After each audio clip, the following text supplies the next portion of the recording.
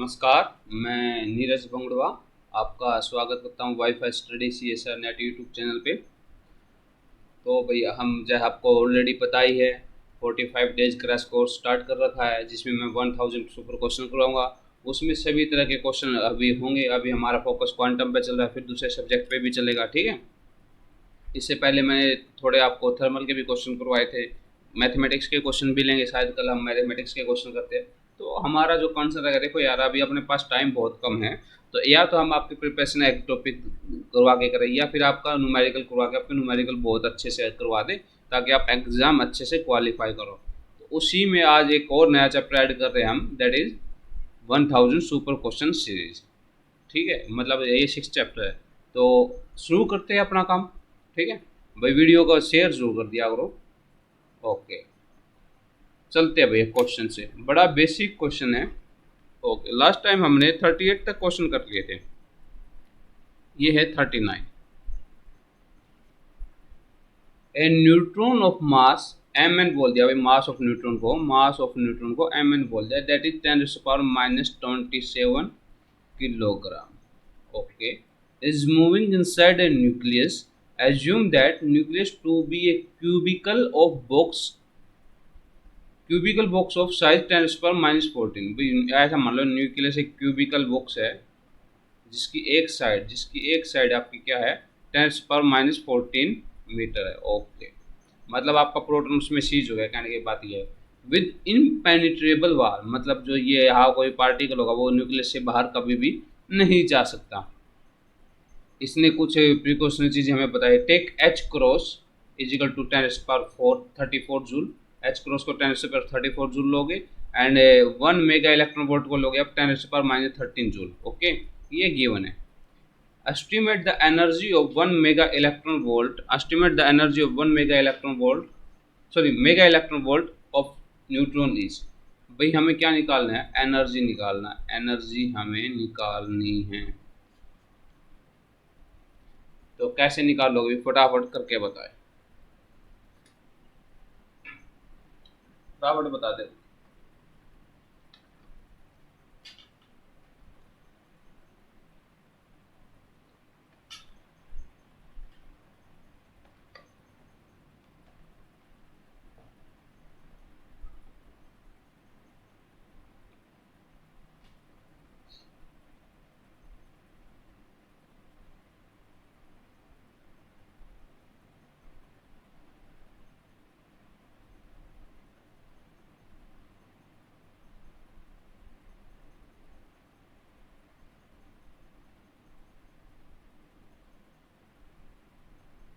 हो जाएगा,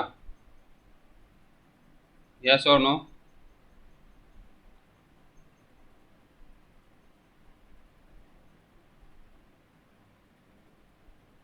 यस और नो? भाई देखिए, ये आपसे एक मास दे रखा है, और फिर उसके बाद एक डिस्टेंस दे दिया in the form of A cubical box का नाम से बोल दिया, और इम्पेनिट्रेबल बोल दिया। मतलब आपका कुछ ऐसा है, ये आपकी न्यूक्लियस होगी, इसके अंदर प्रोटॉन है, ये प्रोटॉन इससे कभी भी बाहर नहीं जा सकता। मतलब एक सही एरिया में हमने सीज कर दिया है। अब क्या दे रखा है, एच क्रॉस की वैल्यू दे 10⁻34 है, और एनर्जी निकलवा रखा है, तो हमें पता है डेल पी इंटू में del X nearly equal to H cross by, nearly equal greater than होता है, वैसे नियरली इक्वल टू हम एच क्रॉस बाय 2 बोलते हैं। तो आपको क्या दे रखा है, डेल एक्स दे रखा, तो डेल पी किसके इक्वल हो गया भाई, डेल पी किसके इक्वल है, एच क्रॉस बाय 2 इंटू में डेल ऑफ एक्स। वैल्यू है भाई आपकी, that is H cross 10⁻34 joule second, and 2 multiply में ये कितना 10⁻14 मीटर पर सेकेंड। मतलब आपका वो कैंसिल आउट हो जाएगा। तो क्या बच गया भाई यहाँ पर, क्या बच गया आपका यहाँ पर, दैट इज 10⁻20 डिवाइडेड बाई 2। ये आ गया भाई आपका momentum, that is 10⁻20 divided by 2। ठीक है, अब भाई इसको आप नियरली इक्वल टू पी मान लीजिए। एनर्जी किसके इक्वल होगी, that is P square by 2m, क्योंकि मूविंग पार्टिकल है, रेस्ट पे होगा नहीं, तो आपका काइनेटिक एनर्जी होगा, पोटेंशियल एनर्जी हो नहीं पाएगी। तो ये किसके इक्वल हो जाएगा, दैट इज 10⁻20 मल्टीप्लाई में 10⁻20 डिवाइड बाय 2 इंटू में 2 मतलब 4 इंटू में 2 इंटू में 10⁻27। ठीक है भाई, ये आपका आंसर आ जाएगा, that is 10⁻13 divide by 8 into में ये आपका जूल आ गया। लेकिन हमें किस में कन्वर्ट करना है, हमें मेगा इलेक्ट्रॉन वोल्ट में चाहिए। तो इसको किससे डिवाइड कर दीजिए, सिंपली इसको डिवाइड कर दीजिए, आपको सिंपली ये प्लस में है ना भाई, इसको सिंपली डिवाइड कर दीजिए 10⁻13 से, जो आपको दे रखा कैंसिल हो गया, तो 1/8 मेगा इलेक्ट्रॉन वोल्ट आंसर आ गया भाई आपका। जूल है, जूल को कन्वर्ट में, इसको जूल है कन्वर्ट में करोगे तो ये नीचे आ जाएगा, आपका मेगा इलेक्ट्रॉन वोल्ट में आंसर आ जाएगा। तो ऑप्शन आपका बी आपका सही है, ऑप्शन बी आपका बिल्कुल एग्जैक्टली आंसर आ गया, that is 1/8 mega electron volt. ठीक है, ऐसे करना था, मतलब अनसर्टेनिटी का यूज करके आपको एनर्जी निकालनी थी। इस तरह के क्वेश्चन में आपको अनसर्टेनिटी यूज करनी होती है, हेजनबर्ग अनसर्टेनिटी प्रिंसिपल, ठीक है, वो वाला यूज करके आपको एनर्जी निकालनी थी, कोई बड़ा क्वेश्चन नहीं था। और जब मैंने हेजनबर्ग अनसर्टेनिटी प्रिंसिपल करवाया है, यूट्यूब पे भी अवेलेबल है और आप वहाँ भी देखोगे, अनअकैडमी पे भी अवेलेबल है, तो मैंने उसमें बड़े अच्छे से बताया गया है, उसके बारे में डिटेल में बताया गया है। अगर आपको बिल्कुल ही डिटेल में पढ़ना तो आप अनअकैडमी पे जाए, आपको आराम से मिल जाएगा। अब अनअकैडमी पे कैसे जाए उसके बारे में बताता हूँ। जैसे आपका एग्जाम नज़दीक आ गया तो आपको अच्छे से प्रिपरेशन करनी है, तो आपके पास एक बहुत ही अच्छा ऑप्शन दैट इज अनअकैडमी। ठीक है, तो आपको क्या करना, बेसिकली सिंपल सा एक काम करना, प्ले स्टोर पर जाए, ठीक है, अपने एंड्रॉयड मोबाइल में, ठीक है, अगर भाई आप आईफोन भी है तो फिर भी आईफोन का जो स्टोर होगा, आई स्टोर होगा, उसमें जाए, अनअकैडमी लर्निंग ऐप इंस्टॉल कीजिए। इंस्टॉल करने के बाद सिलेक्ट योर गोल में CSIR UGC नेट सेलेक्ट करोगे, CSIR UGC नेट सेलेक्ट करोगे, ठीक है। उसके बाद भाई आपको मेरा नाम सर्च करना है, ये नाम दिखाई दे रहा है, नीरज बंगड़ुआ, NEERAJ, यहाँ पर ये आराम से विजिबल है ये नाम, नीरज बंगड़ुआ, BANGRUW। तो मेरी प्रोफाइल आएगी, फर्स्ट में नहीं आई तो आप सीओल में जाना, मेरी प्रोफाइल आएगी, उसको फॉलो करना, तो मेरी क्लास का नोटिफिकेशन मिलता रहेगा। और फिर आप मेरी प्रोफाइल पे क्लिक करोगे तो आपको कुछ ऐसा दिखाई देगा, ये मेरा प्लस कोर्स है, और सीओल में जाओगे तो ये स्पेशल क्लास है, 80+ स्पेशल क्लास है, जिसमें ओपन कंप्लीट है, डिजिटल इलेक्ट्रॉनिक्स हाफ से ज़्यादा हो चुकी है, क्वांटम बहुत सारा करवा रखा है, थर्मोडाइनमिक्स करवा रखा है, क्लासिकल के क्वेश्चन करवा रखे हैं, कॉम्प्लेक्स एनालिसिस कंप्लीट है। तो आपको बहुत सारा कंटेंट मिलेगा, और सब क्या है, फ्री है, सब क्या है, फ्री ऑफ कॉस्ट है, मतलब कोई पैसा नहीं, आप जाके आराम से देखिए। कल भी क्लास होगी, लाइव क्लास भी होती है, अभी 12 बजे है कल लाइव क्लास, आए कॉम्प्लेक्स हम करेंगे, कॉम्प्लेक्स एनालिसिस हम करेंगे, थोड़ा सा पार्ट बचा हुआ वो हम करेंगे। तो आके लाइव भी देख सकते हो और रिकॉर्डेड भी आप देख सकते हो, जैसी आपकी इच्छा हो, ठीक है। प्लस पे जाना, अगर आपको ये प्लस वाला कोर्स है जिसमें मैंने कंप्लीट क्वांटम मैकेनिक्स करवाई है, और इसका कुछ पार्ट बचा हो जो नेक्स्ट मंथ में करेंगे, उसके लिए आपको क्या करना पड़ेगा, अगर आप प्लस पे जा रहे हो, मतलब आप लिमिटेड टाइम अपना सिलेबस कवर करना चाहते हो, इंडिया के वन ऑफ बेस्ट एजुकेटर से पढ़ना चाहते हो, तो आपको प्लस सब्सक्रिप्शन लेना पड़ेगा, ठीक है। प्लस ये 1 मंथ के लिए होता है, 3 मंथ के लिए होता है, 6 मंथ के लिए, 12 month and 24 month. I suggest 12 month के लिए कम से कम लीजिए, 963 पर मंथ के हिसाब से 11,550 रुपये का पड़ेगा। इस पर भी आपको ऑफ दिला देते, ये NRJ10 कोड यूज कर लेना, NRJ10, ठीक है। NRJ10 यूज करोगे इंस्टेंट 10% आपको डिस्काउंट मिलेगा, जो आपका 11,550 रुपये का था वो अब कट के 10,395 का बच गया। मतलब आपका 10,000 में आप एक ईयर के लिए प्रिपेयर करोगे सभी एग्जाम के लिए, और इंडिया के वन ऑफ बेस्ट एजुकेटर से। ऐसा नहीं भाई आपने कोड यूज करता है तो मेरी वीडियो मिलेगी, जितने भी अनअकैडमी पे एजुकेटर है सभी, मार्केट से 3 गुना आपका पैसा कम है और 2.5 गुना टाइम ज़्यादा है। मार्केट में आप जाओगे 30,000 रुपये देने पड़ेंगे 5 मंथ के लिए, कोई आपका 25,000 में दे रहा है, वो भी 5 मंथ के लिए दे रहा है, तो उनके कंपेरिजन में बेस्ट ऑप्शन है भाई, ये बेस्ट ऑप्शन है, कोई रेस्ट्रिक्शन नहीं, एक बार वीडियो को देखे 10 बार देखे वो आपकी इच्छा है, ठीक है। बात करें भाई पेमेंट की, आप डेबिट और क्रेडिट से पे कर सकते हो, EMI से पे कर सकते हो, UPI से कर सकते हो, वॉलेट से कर सकते हो, नेट बैंकिंग से कर सकते हो, नो कॉस्ट EMI है, डेबिट एंड क्रेडिट कार्ड दोनों पे अवेलेबल है, ठीक है। तो भाई फायदे क्या रहेंगे, multiple course in single subscription, पूरा CSIR का पैकेज मिलेगा भाई आपको, मतलब जितने भी आपके CSIR पे कोर्स है, लाइफ साइंस हो गया, मैथमेटिकल साइंस हो गया, केमिकल साइंस हो गया, फिजिक्स का तो मिलना ही है, सब काम मिलेगा, अनलिमिटेड एक्सेस है भाई, ये सिंपल से एक वर्ड में बोला जाए तो अनलिमिटेड है, आप एक बार देखें 10 बार देखें कोई इशू नहीं है। डाउट सेशन होंगे, सभी क्लास होगा, PDF मिलेगा, डायरेक्ट इंटरेक्शन होगा, प्रीवियस क्वेश्चन करवा जाएंगे, एक्सपेक्टेड क्वेश्चन करवाए जाएंगे, क्विज होंगे और आपका होमवर्क दिया जाएगा भी आपको। ये सारे फायदे आपके अनअकैडमी प्लस पे जानेंगे। कोड अपना क्या रहेगा, दैट इज NRJ10 जो आपको 10% डिस्काउंट दिलाएगा। ये कुछ बेसिक इन्फॉर्मेशन थी भाई जो मुझे आपको देनी थी। अब ये क्वेश्चन कीजिए फटाफट। ए पार्टिकल ऑफ मास m, इस तरह के क्वेश्चन बहुत आते हैं। इन 2D infinite scale while potential of side A, energy of particle is given by A is equal to 25 pi square h cross square by m a square। The state is given as 4 fold होगी, 3 fold होगी, 2 fold होगी या non degenerate होगी। भाई जो ये energy है ये डिजनरेसी होगी इसमें या नॉन डिजनरेट होगी। डिजनरेसी होगी तो क्या 4 फोल्ड डिजनरेसी होगी, 3 फोल्ड डिजनरेसी होगी या 2 फोल्ड डिजनरेसी होगी। नॉन डिजनरेट होगी, क्या होगी बता दीजिए।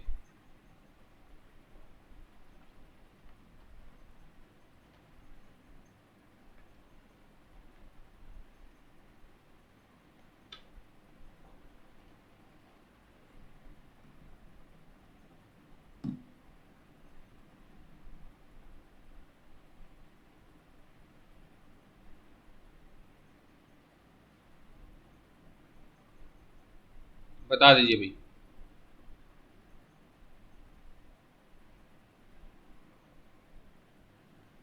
हो जाएगा? अरे जल्दी बताओ, हो जाएगा क्या? बड़ा ही आसान क्वेश्चन है, 2D है बस।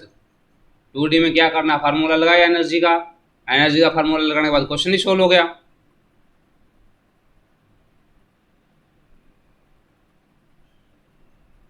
विड्थ कितनी दे रखी है, ए दे रखी है बस। स्क्वायर है मतलब कुछ ऐसा बनेगा,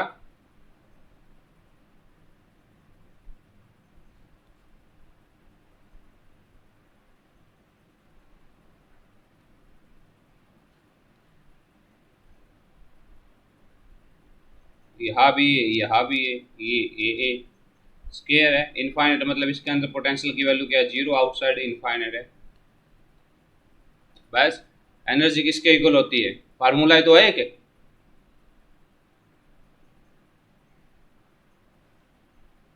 अरे एनर्जी का फार्मूला क्या होता है, 2D होगा ये, N X square pi square H cross square by 2ma square plus में N Y square pi square H cross square by 2ma square. जो कॉमन कॉमन लीजिए, pi square H cross square by 2ma square और यहाँ क्या बच गया N X square plus में N Y square. और एनर्जी आपकी क्या है भाई जो आपको गिवन है, that is E A. Energy किसकी इक्वल है, 25 pi square H cross square by M A square. अब एक बात बताओ भाई, यहाँ पर 2ma स्क्र है, यहाँ पर a स्क्र है, तो मतलब मुझे क्या करना चाहिए, मुझे क्या करना चाहिए, सिंपली बिल्कुल सिंपली इसको 2 से मल्टीप्लाई कर दीजिए और इसको भी 2 से मल्टीप्लाई कर दीजिए। तो आपकी एनर्जी किसके इक्वल आ गई, 50 pi square H cross square by 2ma square. अब ये तो आपका दोनों में सेम हो गया भाई, ये वाला पोर्शन और ये वाला पोर्शन। तो एन एक्स स्क्र प्लस में N Y square is equal to 50 होना चाहिए। किस किस केस में एन एक्स स्क्र प्लस में एन वाई स्क्र 50 हो सकता है भाई, बता दीजिए। अरे यार 5 5 ले लो दोनों को, 5 का स्क्र 25, एन एक्स हो गया आपका 5, एन वाई हो गया आपका 5। एक तो ये हो गया। एक 1 7 के केस में भी हो सकता है 149, एंड 7 1 के केस में भी हो सकता है 4 1 हो गया। और किसके केस में हो सकता है भाई सोचो, और किसके केस में हो सकता है, 8 के केस में नहीं होगा, 6 के केस में 6 3 6 4 6 5 नहीं होगा, 36 हो गया। 36 में मुझे क्या मिलाना है, 24 मिलाना है। ऐसा कोई होता है जो जिसका स्क्वायर 24 होता हो। अगर मैं बात करूँ 4 की, 16 और 36 हो जाए 60। एक हो गया 16, दूसरा मुझे क्या चाहिए 34 चाहिए, ये भी किसी का नहीं होता। 9 एंड 41 ये भी किसी का नहीं होता। 4 एंड 46 ये भी किसी का नहीं होता। तो इस तरह आपके सिर्फ ये ही बनेंगे। तो आपके कितने वो बनेगा ऑप्शन, 5 5 स्टेट बनी, 1 7 स्टेट बनी और 7 1 स्टेट बनी। भाई ये आपका एन एक्स है, एन वाई है, ये आपका एन एक्स है, एन वाई है, ये आपका एन एक्स है और एन वाई है। मतलब एन एक्स 1 है, एन वाई आपका 7 है। उल्टा भी हो सकता है, जरूर थोड़ी भाई एन एक्स आपका 7 हो, एन वाई आपका 1 हो। अब ये मत कहना भाई ये एन वाई वाला 5 इधर भेज दो, एन एक्स वाला 5 इधर, वो तो एक ही बात हो, इन दोनों सेम स्टेट हुई नहीं। तो मतलब कितनी 3/4 डिवीजन रेशियो, 3/4 डिवीजन रेशियो। आपका आंसर कितना आ जाएगा भाई, 3/4 डिवीजन रेशियो। कितना आंसर आ गया, 3/4 डिवीजन रेशियो। ठीक है, ये आया भाई। आगे चलते हैं, बड़ा ही आसान क्वेश्चन है भाई, बिल्कुल आसान क्वेश्चन है। 3 आपके स्पिन हाफ पार्टिकल है, किसी एक बॉक्स में रखे हुए, पार्टिकल बॉक्स है ये। ठीक है, जो इनफाइनाइट है, इनफाइनाइट पार्टिकल बॉक्स है, उसके अंदर 3 स्पिन हाफ पार्टिकल रखे हुए, आइडेंटिकल पार्टिकल। उनकी टोटल लोएस्ट एनर्जी पूछ रही है, पूछिए लोएस्ट एनर्जी पूछिए भाई, इससे आसान क्वेश्चन नहीं हो सकता। और बहुत बार आता है नेट में, इतनी बार आता है क्वेश्चन 3.5 मार्क्स में। यह क्वेश्चन भाई 3.5 मार्क्स में बहुत बार आ चुका है। मतलब इस क्वेश्चन को आप लाइट नहीं ले सकते 3.5 मार्क्स में। ओके, नंबरिंग करना भूल गए हम, नंबरिंग करना भूल गए हम। That is 39, yes 39, this one is, and this one 40, and this one is 41। कीजिए भाई, फटाफट कीजिए।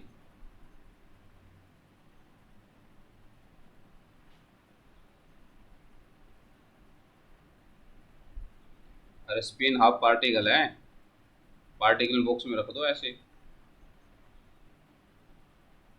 That is E2, that is E1, that is E3, that is E4, that is E5।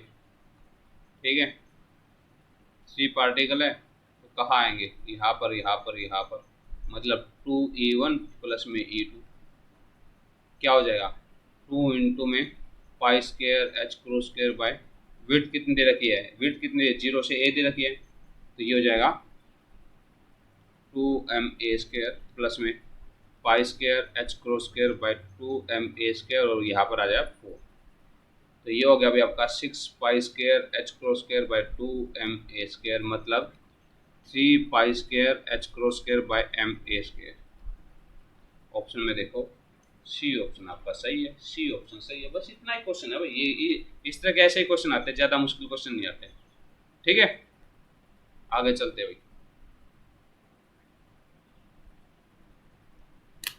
ये क्वेश्चन तो बहुत आसान है और कई बार करवा भी चुका हूँ। ब्लैक बॉडी का क्वेश्चन है भाई, आपको वेवलेंथ दे रखी है, वेवलेंथ दे रखी है, क्या निकालना है, टेम्परेचर निकालना है। फिर टेम्परेचर को, सॉरी, आपको टेम्परेचर दे रखा है, वेवलेंथ निकालनी है। इससे आसान क्वेश्चन, इससे आसान क्वेश्चन कोई भी क्वेश्चन नहीं है भाई। देखो, मैं जब बता रहा हूँ इससे आसान क्वेश्चन कोई क्वेश्चन नहीं है, तो मतलब वो रियल में ही आसान है, ये आप समझ लो। ठीक है, और मैंने करवा भी चुका हूँ, इससे पहले मैं बहुत बार इस तरह के क्वेश्चन करवा चुका हूँ। फटाफट बता दीजिए। एक ब्लैक बॉडी, बी भी मतलब black body at temperature T emit a radiation of emit a radiation at a peak of wavelength lambda. If the temperature of black body become 40, then new peak of the wavelength is।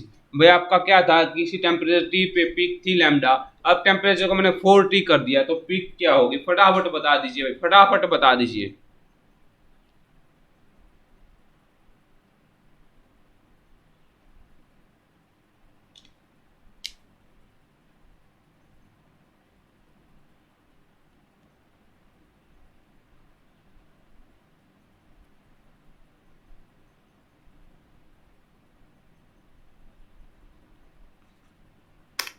Forty two.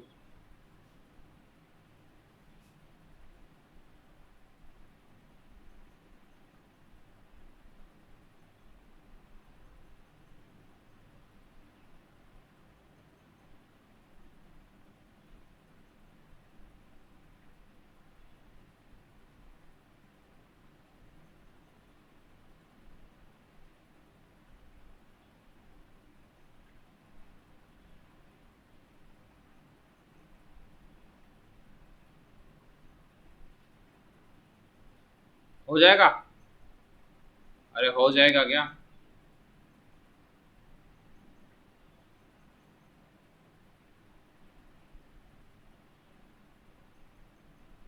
Black body radiation, black body का case है।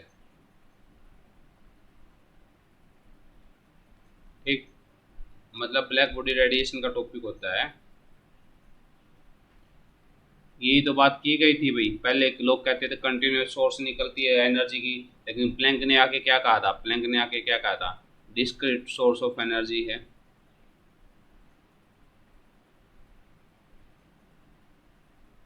उसको क्या कहा था, एक energy packet है।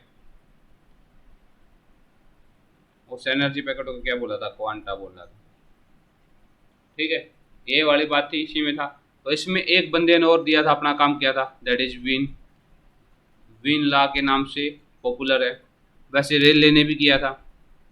ठीक है, तो विन ने क्या कहा था, विन ने एक बहुत अच्छी बात कही थी, that is lambda T is always equal to Wien constant. मतलब लैम्डा डायरेक्टली प्रोपोर्शनल 1/t हो गया। अब जब लैम्डा थी उसकी वैल्यू तो होगी 1/t। अब क्या कर दिया हमने, टेम्परेचर को, मतलब लैम्डा न्यू की बात करें तो टेम्परेचर का 1/4t, मतलब 4 टाइम्स हो गया। तो लैम्डा की वैल्यू क्या हो जाएगी, 4 टाइम घटेगी या बढ़ेगी। मतलब यहाँ पर मैं टी की वैल्यू लेके आऊँ तो ये हो जाएगा 1/λ। तो ये क्या हो जाएगा भाई आपका, टी किसके इक्वल हो जाएगा, 1/4λ। मतलब आपके 4 टाइम्स। अरे what I mean to say that lambda की वैल्यू 4 टाइम्स घटेगी ना। ये 4λ मैंने थोड़ा गलत बोल दिया। आई मीन टू, यानी I mean to say that this new one, what I am trying to say, अगर आपका लैम्डा डायरेक्टली प्रोपोर्शनल टी है, मतलब आप ऐसे मान लो लैम्डा टी आपका किसी कांस्टेंट विन कांस्टेंट के बराबर है। ठीक है भाई। तो अब मैंने क्या किया, लैम्डा की टाइम की वैल्यू, यानी ये लैम्डा न्यू पूछ रहा, अभी लैम्डा न्यू क्या होगा अगर आपका टेम्परेचर 4 टाइम बढ़ जाए। तो यहाँ पर एक न्यू कांस्टेंट या एक कांस्टेंट आएगा, that is also called win constant, that is also called win constant. ठीक है, ये किसके इक्वल था भाई, ये किसके इक्वल था, ये था आपका लैम्डा न्यू इंटू में 4t which is equal to lambda of T. तो टी से आपका टी कैंसिल हो गया। तो lambda new must be equal to, lambda new must be equal to lambda, जो पुराना लैम्डा डिवाइड बाय 4, ये आ जाए। बस सिंपल सी बात को थोड़ा कॉम्प्लिकेटेड सा बना दिया मैंने, बस और कुछ नहीं है। वही बात है भाई, सिंपल सी बात है, टेम्परेचर 4 गुना बढ़ेगा तो लैम्डा 4 गुना घटेगा। इस बात को मैंने लिखने में थोड़ी सी गड़बड़ी सी हो गई थी, और कुछ नहीं है। ठीक है, आप समझे, इसको लैम्डा न्यू बोल दो, आपका बिल्कुल सिंपल हो जाए। ये विन कांस्टेंट के इक्वल है, ये विन कांस्टेंट के इक्वल, तो ये क्वांटिटी इक्वल होनी चाहिए। टी तो आपका वही है, ये तो 4 टाइम टी हुआ है, मैंने T1 तो या न्यू टेम्परेचर थोड़ी लिखा है, तो आपका 4 बचेगा और आपका 4 सेट है। लैम्डा न्यू किसके इक्वल है, लैम्डा का 4 टाइम कम हो जाएगा, मतलब आपका डी ऑप्शन रहेगा। बस याद ये रखना, लैम्डा डायरेक्टली प्रोपोर्शनल 1/t है। अगर ये आपका जितना पड़ेगा लैम्डा उतना ही घटेगा। ठीक है, ठीक है ना।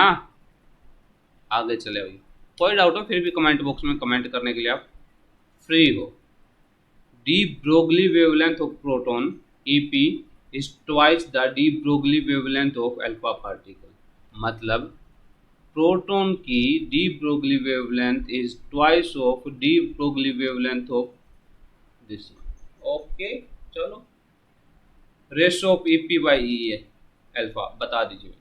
Question number 43।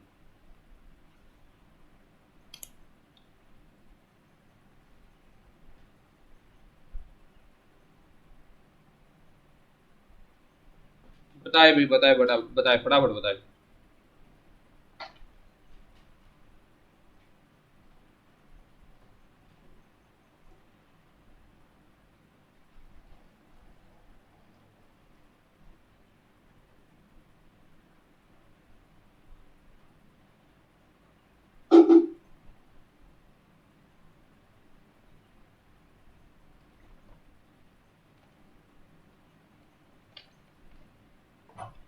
बताओ भाई, de Broglie wavelength of proton, इसने बोला de Broglie wavelength of proton of energy EP is twice of, okay, energy of EP यार, not de Broglie wavelength। what I what this de Broglie wavelength twice of de Broglie wavelength of proton energy EP is twice the de Broglie of alpha particle of energy E है। थोड़ा सा मुझे question में कुछ शंखासी हुई, 1 minute रुकिए, मैं question मेरे पास है, मैं देख लेता हूँ एग्जैक्टली ये क्या कहना चाह रहा है। वेवलेंथ डबल बता रहा है या एनर्जी को डबल बता रहा है।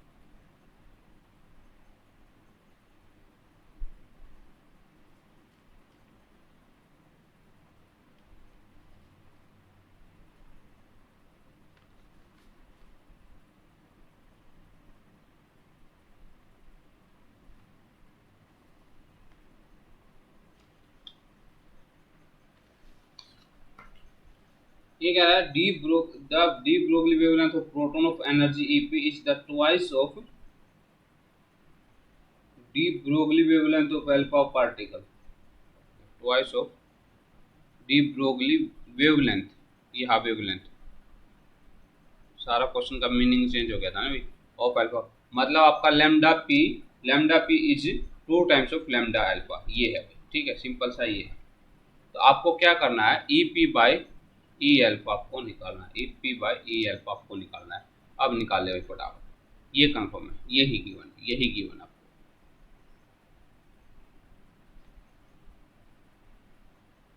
बता दीजिए।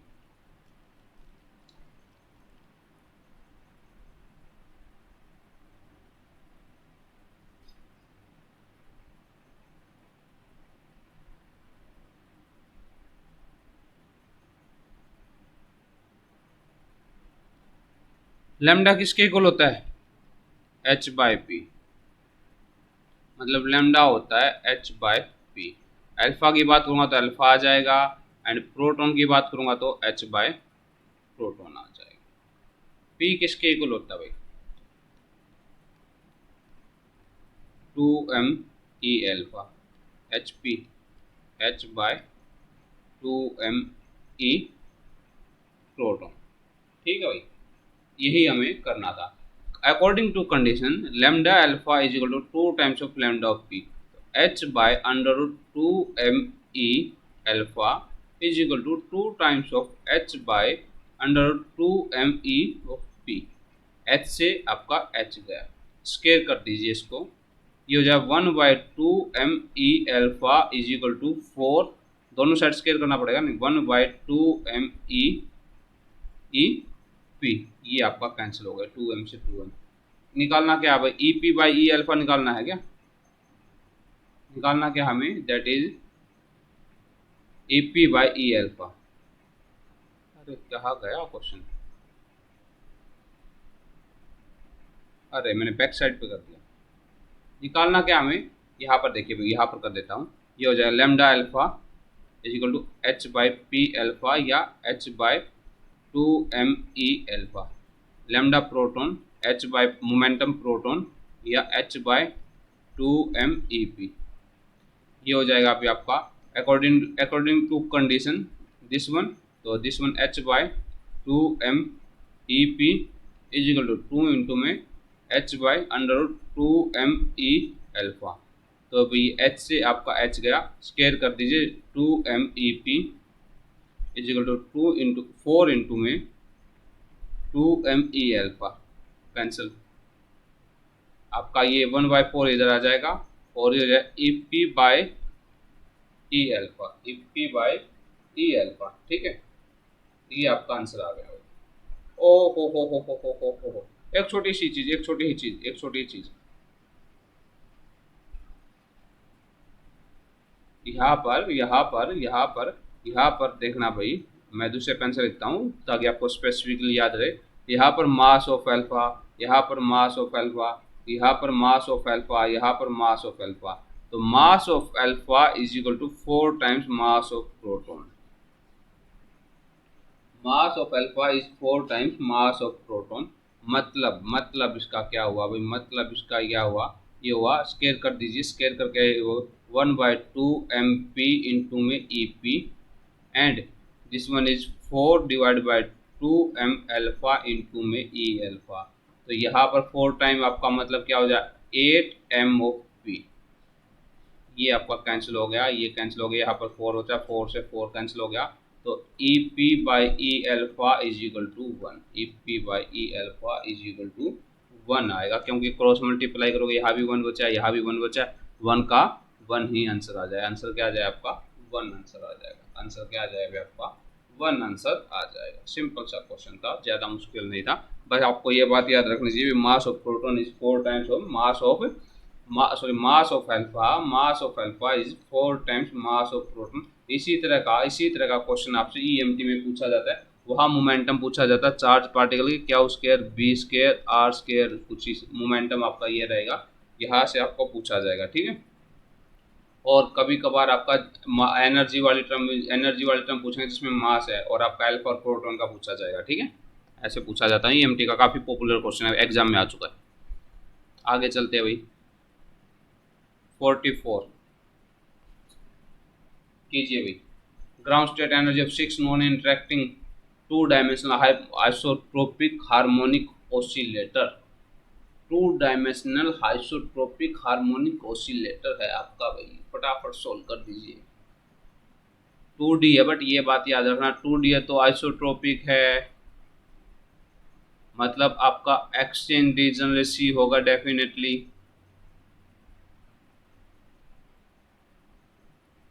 होगा ना भाई, एक्सचेंज डिजनरेसी का फार्मूला चलो मैं आपकी हेल्प कर देता हूँ, दैट इज n+1। अब फटाफट सोल्व करके बता दीजिए, फटाफट सोल्व करके बता दीजिए।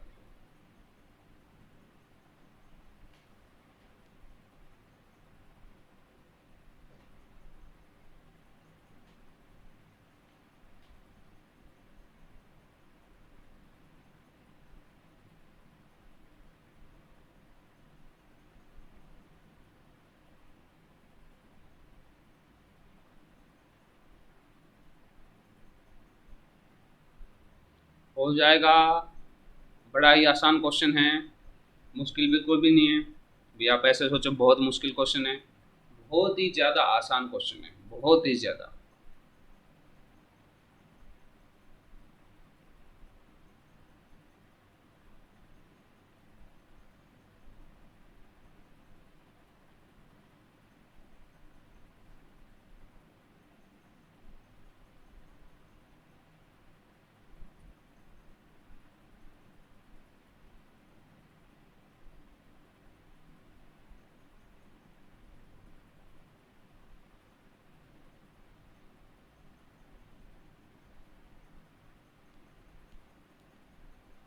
2D isotropic harmonic oscillator, energy किसके इक्वल होगी भाई, एन एक्स एन वाई होगी, that is nx+1/2 H cross omega plus में ny प्लस में 1/2 एच क्रॉस ओमेगा, या इसको शॉर्ट फॉर्म में लिखे nx+ny+1 एच क्रॉस ओमेगा, या इसको और शॉर्ट फॉर्म में लिखे n+1 एच क्रॉस ओमेगा। ये आपका आंसर आ गया भाई। n क्या होता है भाई आपका, nx+ny। रीजनरेशन की भी बात कर लेते हैं लगे लगे, दैट इज n+1 होती है। तो ग्राउंड स्टेट आपकी क्या होगी भाई, आपका पार्टिकल है 2D है, तो क्या होगा कुछ ऐसा। ग्राउंड स्टेट में आपके दो पार्टिकल आ जाए, फर्स्ट एक्साइटेड स्टेट में आपके क्या होगा भाई, फर्स्ट एक्साइटेड स्टेट आपकी क्या होगी, ground state E00, first excited 0 1 and 1 0। देख यही तो हो सकती है ना भाई, तो ये आपका मतलब ये दो एनर्जी होगी 0 1 एंड 1 0। तो ये क्या होता है भाई, आपका ग्राउंड स्टेट की एनर्जी क्या होती है, nx+ny+1 हो गया, मतलब h क्रॉस ओमेगा। ये क्या हो जाएगा भाई आपका nx+ny+1 मतलब 2h cross omega, again 2h cross omega, मतलब सेम एनर्जी है इसलिए डिजनरेसी है भाई, ठीक है। अब सिंपल सी बात है भाई, सिंपल सी बात है, इस स्टेट में दो है, इस स्टेट में भी दो आ सकते हैं और इस स्टेट में भी दो आ सकते हैं, मतलब यहाँ भी दो, यहाँ भी दो और यहाँ भी दो, सबके आगे दो से मल्टीप्लाई कर दो, तो ये हो गया 2h क्रॉस ओमेगा प्लस में 4h क्रॉस ओमेगा प्लस में 4h cross omega which is equal to 10h cross omega, which is equal to 10h cross omega. तो ऑप्शन में चले, ऑप्शन में चले, सी ऑप्शन आपका बिल्कुल करेक्ट है, सी ऑप्शन आपका बिल्कुल करेक्ट है, ठीक है। ऐसे आपको करना है।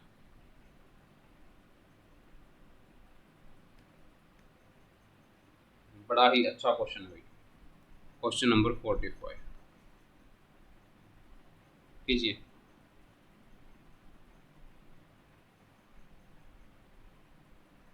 A quantum mechanical system, an observable A is represented by operator A.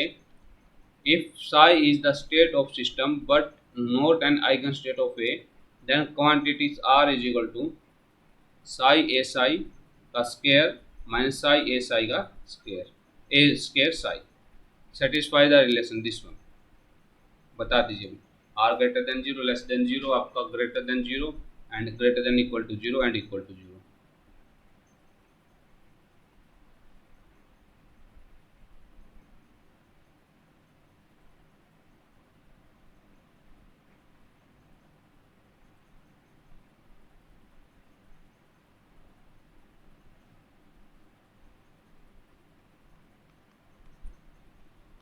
Are किसके इक्वल है, साई ए साई होल का square minus psi A square psi. तो भाई अगर मुझे डेल ऑफ ए निकालना है तो वो क्या हो जाएगा, इसमें से माइनस साइन कॉमन ले लीजिए, माइनस कॉमन लिया, ठीक है, ये हो जाएगा आपका Sai A square Sai minus psi A Sai इसका स्क्वायर। तो ये क्या हो गया भाई, डेल ऑफ ए किसके इक्वल आ गया भाई, ये हो गया आपका माइनस ऑफ आर, या इसको मैं लिखूँ आर किसके इक्वल आ गया, माइनस ऑफ डेल ऑफ ए। तो डेफिनेटली ये कभी नेगेटिव नहीं हो सकता, तो आर आपका must be negative, R must be negative. So इसका मतलब आर नेगेटिव का मतलब क्या, आर लेस देन जीरो होगा, आर लेस देन जीरो होगा। Option R less than zero, A is आपका correct, option A is correct. ठीक है, इस तरह के कुछ क्वेश्चन आज हमने किए हैं भाई, आई होप आपको पसंद आए होंगे। ठीक है, अगर आपको पसंद आए, अगर आपको भी पसंद आए तो इस वीडियो को लाइक कर देना, इस वीडियो को लाइक कर देना, शेयर कर देना और चैनल को सब्सक्राइब करो ताकि आपको और वीडियो मिलती रहे। कल फिर आपके लिए एक वीडियो लेके आएंगे और कल अनअकैडमी पे भी 12 PM पे क्लास है, कॉम्प्लेक्स एनालिसिस। तो मिलते हैं आपसे कल, तब तक के लिए bye, thank you very much.